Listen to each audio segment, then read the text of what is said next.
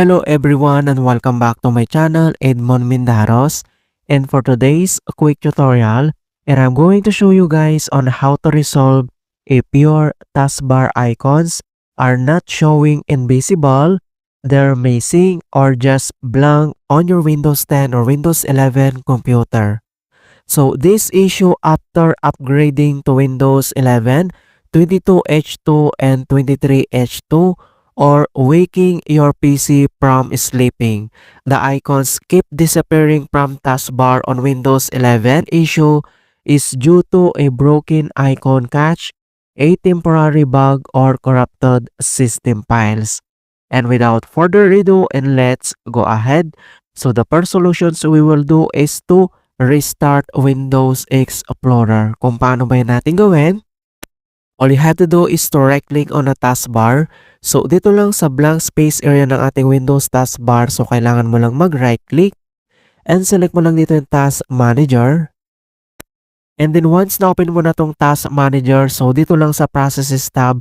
And then, kailangan mo lang ilocate dito yung Windows Explorer or dito sa searching address bar sa taas. So, i-click mo lang yan. And then, pwede mo yan i-search. So, type mo lang dito na Windows Explorer. And then, mag-a-appear ka agad dito. So, ang gagawin natin dito is to restart. So, select and right-click. And then, i-click mo lang dito yung restart. And then, wait natin. Ayan. So, after dito sa Task Manager, and then, other solution na pwede natin gawin is to enable or disable hide the taskbar options. Kung paano ba yan natin gawin, all you have to do is to click on the search menu. And dito sa search for apps, so type mo lang dito yung settings. And then, i-click mo lang dito yung open. And dito lang sa left side menu and select mo lang dito yung personalization. So, click mo lang yan. At dito sa right side ay kailangan mo lang mag-scroll down. And then, select mo lang dito yung taskbar. So, i-click mo lang yan. And dito sa taskbar and next step ay scroll down ulit. So, i-click mo lang dito yung taskbar behavior. So, click mo lang yan. And then, scroll down ulit.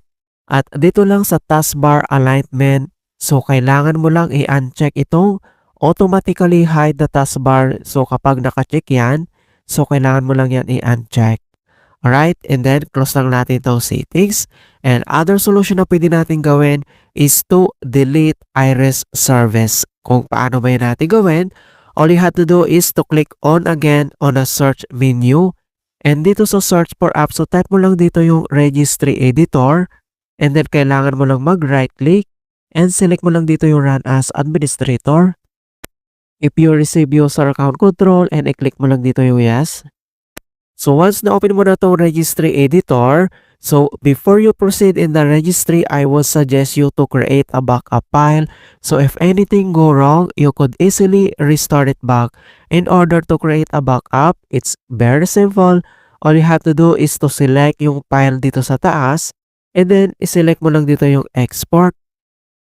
And dito sa export registry file, so select mo lang dito kung saan mo isisave yung file. And then I will suggest and recommend to create file name must be with a date. So kailangan mo maglagay ng date dito sa file name and i-click mo lang dito yung save. Okay? So if you want to needed to import it back, so same procedure. So click mo lang dito yung file dito sa taas and then select mo lang dito yung import. And dito sa import registry file, so select mo lang dito kung saan mo sinave yung file and then i-click mo lang dito yung open. Alright, so start na tayo. Ang next step ay kailangan mo lang i-select dito yung HK current user. So double click ka lang dyan. And dito sa HK current user, ang next step ay kailangan mo lang i-select dito yung software folder. So double click. And dito sa software folder, ang next step ay kailangan mo lang i-locate dito yung Microsoft. So dito sa Microsoft, double click ulit. And dito sa Microsoft, and then locate mo lang dito yung Windows. So kailangan mo mag-scroll down. And then select mo lang dito yung Windows folder. So double click ulit. And next step, so select mo lang dito yung current version. So double click ulit dito.